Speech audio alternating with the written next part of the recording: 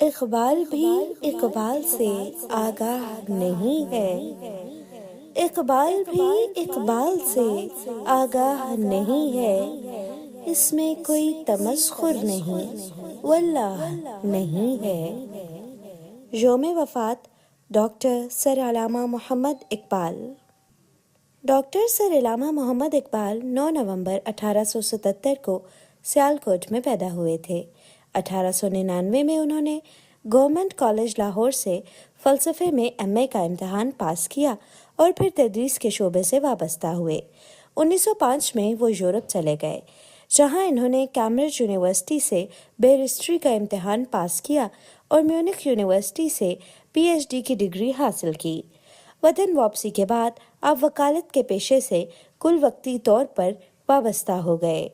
علامہ اقبال کی شاعری کا آغاز زمانہ طالب علمی ہی سے ہو چکا تھا۔ ابتدا میں انہوں نے داغ دہلوی سے اصلاح لی۔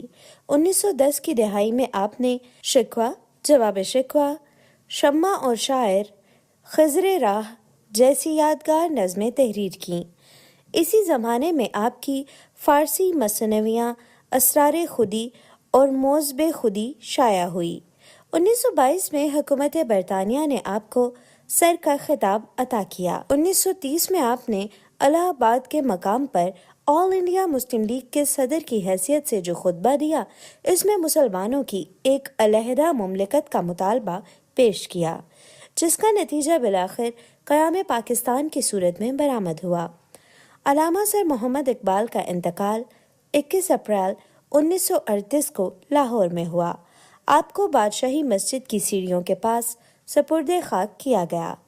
علامہ اقبال کے شعری مجموعوں میں بانگ درا، ضرب کلیم، بال جبریل، اسرار خودی، رموز بے خودی، پیام مشرق، زبور عجم، جاوید نامہ اور ارمغان حجاز کے نام شامل ہیں۔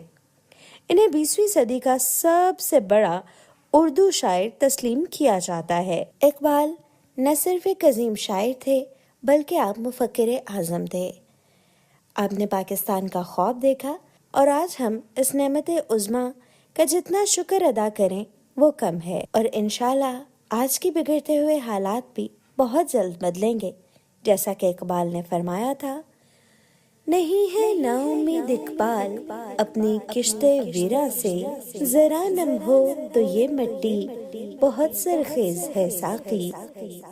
اللہ پاک ڈاکٹر سر علامہ محمد اقبال کو جنت الفردوس کی بہاروں میں خوش نویدی عطا کرے اور ہمیں پیغام اقبال پر چلنے کی توفیق عطا کرے، آمین۔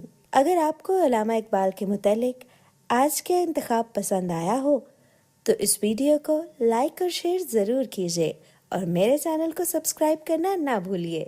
ہما شاہد۔